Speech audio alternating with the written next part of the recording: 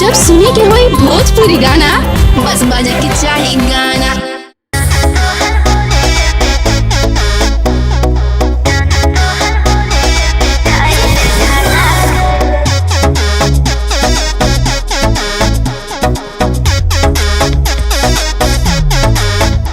अब रखत नहीं जाए के बाद लेट होता। क्या इतना हबड़ाए रहते हैं?